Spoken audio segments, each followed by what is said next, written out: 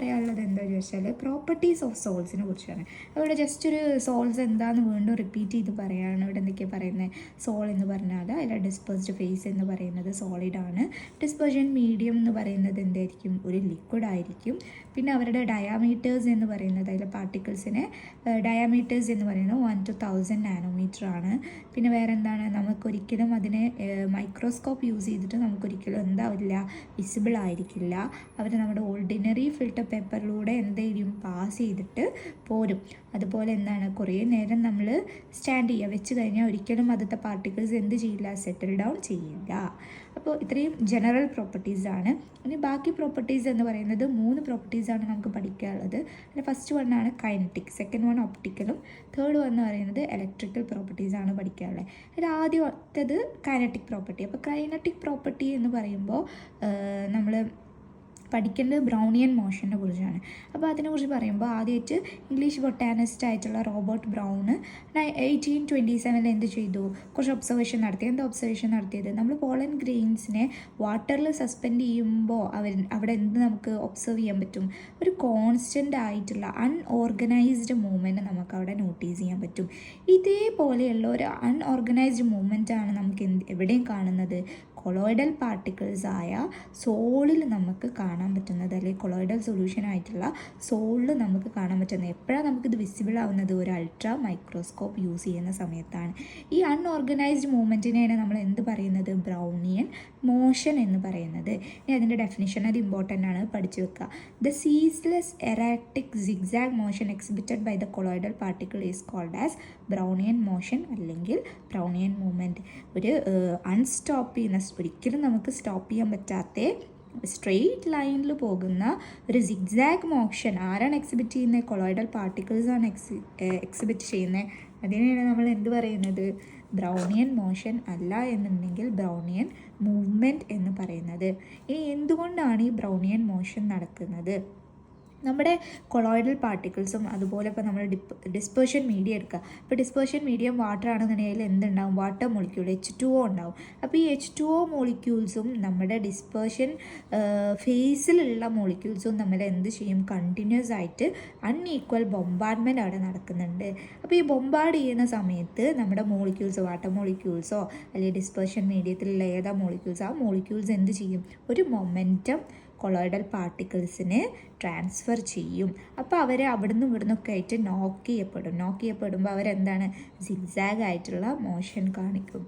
ഇനി നെക്സ്റ്റ് പറയുന്നൊരു പോയിന്റ് എന്താണെന്ന് വെച്ചാൽ നമ്മൾ ബ്രൗണിയൻ സോൾ പാർട്ടിക്കിൾസിൻ്റെ ബ്രൗണിയൻ മോഷനും അതുപോലെ മോളിക്കുലാർ മോഷനും തമ്മിൽ കമ്പയർ ചെയ്യുന്ന സമയത്ത് സോൾ പാർട്ടിക്കിളിൻ്റെ മോഷൻ എന്ന് പറയുന്നത് എന്തായിരിക്കും? സ്ലോവർ ആയിരിക്കും. മോളിക്കുലാർ മോഷനാണ് എപ്പോഴും എന്തായിട്ട് നടക്കുന്നത്? ഫാസ്റ്റ്ലി നടക്കുന്നത്. എന്താ റീസൺ? സോൾ പാർട്ടിക്കിളിലുള്ള പാർട്ടിക്കിൾസ് എന്ന് പറയുന്നത് ഹെവിയറും പിന്നെ മോളിക്യൂൾസ് എന്ന് പറയുന്നത് എന്താണ്? ലൈറ്ററാണ്.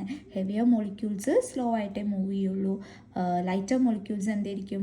ഫാസ്റ്റായിട്ട് മൂവ് ചെയ്യും. അപ്പോൾ സോൾ പാർട്ടിക്കിൾസ് സ്ലോവർ ആയിരിക്കും, മോളിക്കുലാർ മോഷൻ എന്ന് പറയുന്നത് ഫാസ്റ്റ് ആയിരിക്കും എന്നുള്ള പോയിന്റ് ഓർത്ത് വെക്കുക. പിന്നെ അടുത്തൊരു പോയിന്റ് എന്ന് പറഞ്ഞാൽ ഈ ബ്രൗണിയൻ മോഷനാണ് നമ്മൾ കൊളോയിഡൽ സൊല്യൂഷൻസിന് എന്ത് കൊടുക്കുന്നത്? ഒരു എക്സ്റ്റെൻഡ് വരെ സ്റ്റെബിലിറ്റി കൊടുക്കുന്നത്. എന്തുകൊണ്ടാണ്? നമ്മൾ ഗ്രാവിറ്റി എന്താ ചെയ്യുക? സെറ്റിൽ ഡൗൺ ചെയ്യാൻ വേണ്ടിയിട്ടാണ് ഹെൽപ്പ് ചെയ്യുക, അല്ലെങ്കിൽ നമ്മളെ സോളിലുള്ള പാർട്ടിക്കിൾസിനെ സെറ്റിൽ ഡൗൺ.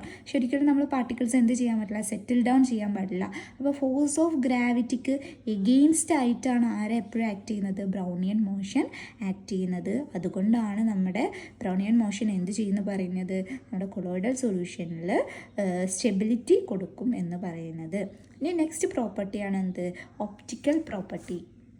അപ്പോൾ ഒപ്റ്റിക്കൽ പ്രോപ്പർട്ടീസിൽ ഇമ്പോർട്ടൻ്റ് ആയിട്ട് പറയാനുള്ളത് ടിൻഡാൾ എഫക്റ്റിനെ കുറിച്ചാണ്. അപ്പോൾ എന്താണ് ടിൻഡാൾ എഫക്റ്റ്? നമ്മളൊരു ലൈറ്റ് സോഴ്സ് എന്നൊരു ബീം ഓഫ് ലൈറ്റ് നമ്മുടെ സോളിലേക്ക് പാസ് ചെയ്യുകയാണെന്നുണ്ടെങ്കിൽ അവിടെ എന്ത് സംഭവിക്കും?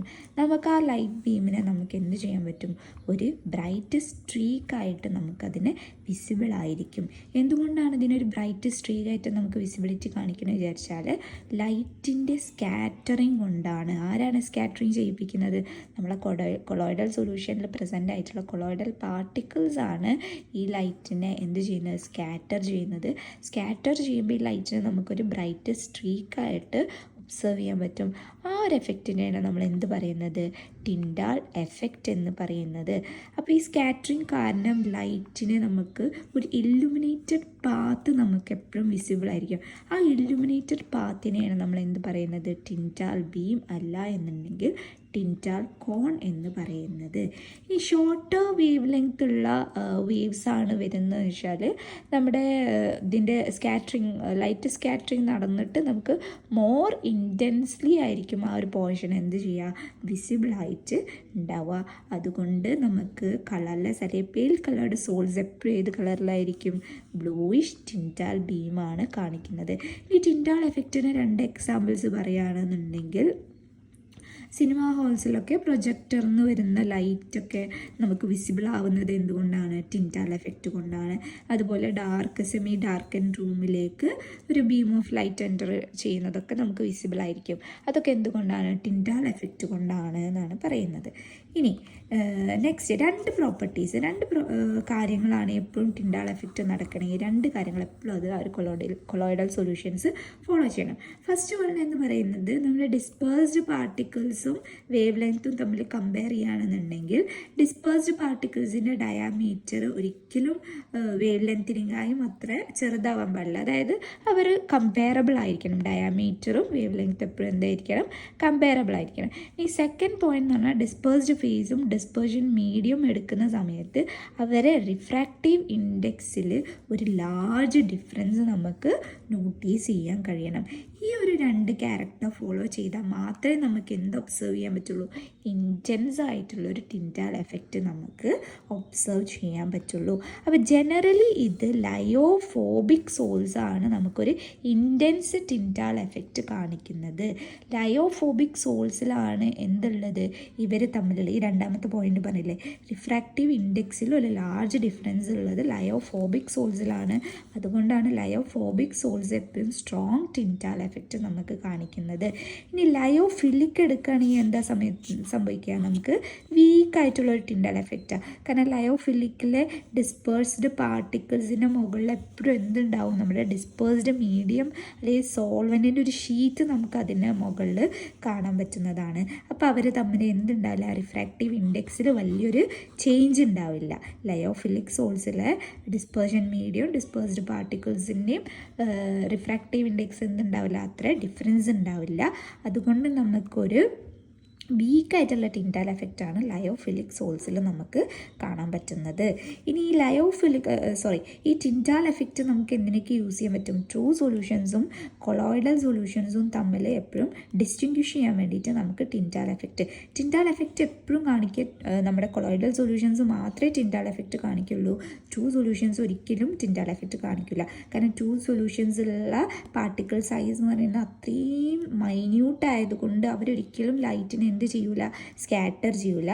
കൊളോയിഡൽ സൊല്യൂഷന് മാത്രമാണ് ലൈറ്റിനെ സ്കാറ്റർ ചെയ്യാനുള്ള കപ്പാസിറ്റി ഉള്ളത്.